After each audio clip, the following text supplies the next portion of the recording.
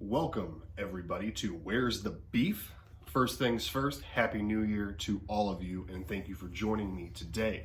This is my new series that I'm doing where basically I have every right to bitch about wherever I want to or whatever I want to in the world of professional wrestling. And today, on the menu, is Bobby Lashley and Lana again. So this past Monday on Raw, the final Raw of the decade, we saw the wedding between Bob the Lash and Lana. Now, we've seen a lot of weddings on WWE over the years, but man, I think this one like tops the cake, you know, like no pun intended. So like 10 minutes, you know, this segment lasted a good 15 minutes, you know, 15, 20 minutes. And I don't know what, 3-4 minutes into it, Lana kisses Bobby Lashley and all Bobby's makeup comes on her face, comes off on Lana's face. So the rest of the segment looks like she has poop fucking smeared all across her face from this region to like here. It's goddamn ridiculous. If you haven't seen it, look it up on WWE's YouTube page because it's freaking crazy.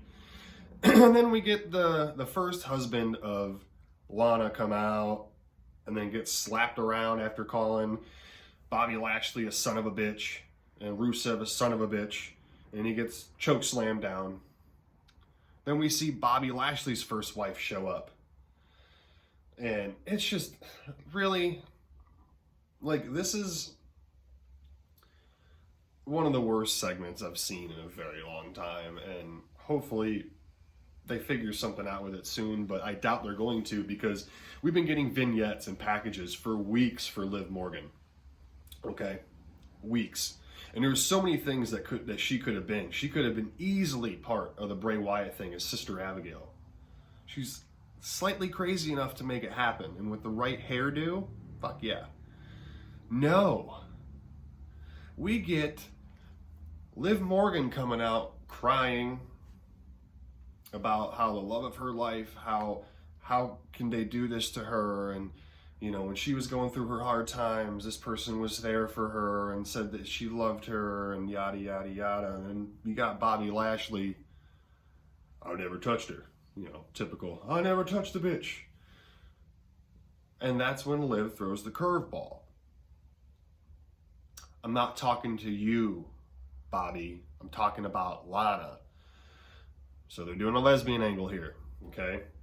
So why take the lesbian angle away from Mandy Rose and Sonya Deville that's been teased, and it makes more sense to have an actual lesbian confront somebody about being attracted to them rather than Liv Morgan come on to a married woman? Because we all know Rusev and Lana are still married in real life. We all know that.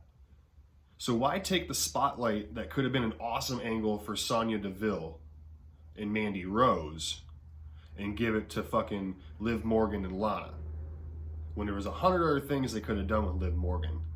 So in my opinion, A, they've already ruined Liv Morgan since her coming back a few days ago for 5 minutes. And we see a brawl between Lana and Liv at the end of this segment, and then Rusev pops out of the cake in the worst pop-out surprise ever. Like, he picked the top up and then like set it back down for a second and then picked it up again and launched it. Like, Bobby could have easily seen he was there. It was just such a fucking trash segment.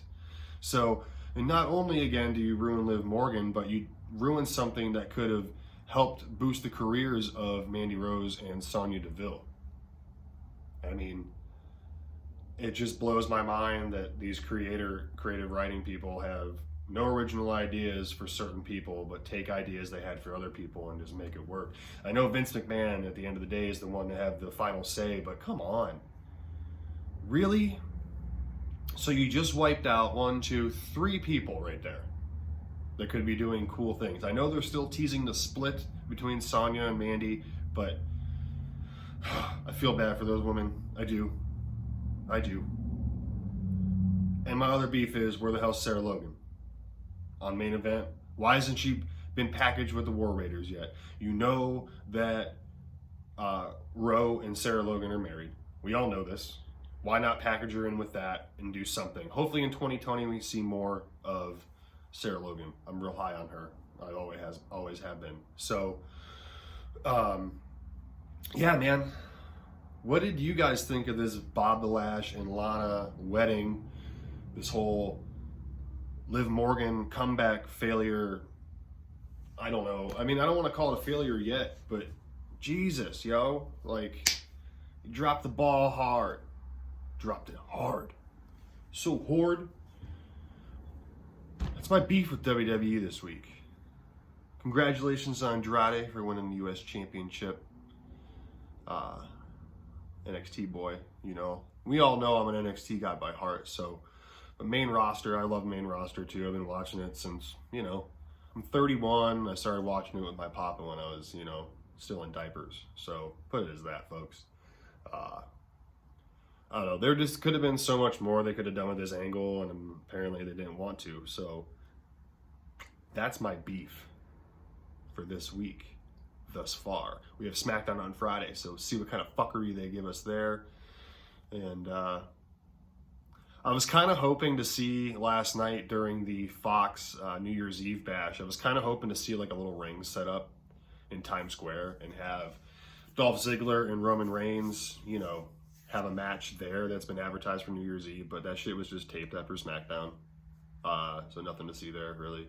But yeah, so if you want to support my channel, click the like button, click the share button, click the subscribe button. Tell your friends, tell your family, tell your coworkers, tell your dog. I don't care.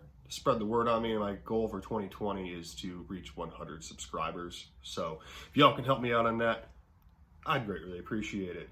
Support my good friends over at Aftermatch Wrestling, Stefan and Jerry. They do What's NXT and the NXT Party every Thursday and Friday. Sorry.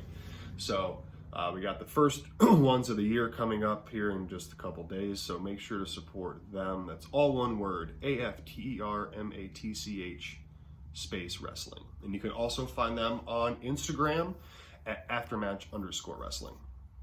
Support my good buddy Jeff Meacham, the West Coast Professor. He's got some new stuff coming out, so go find him on Anchor. I think it's the Jeff Meacham Show or Jeff Meacham TV or something like that. I'll leave a link. I'll find the link and I'll leave it down below in the comment section.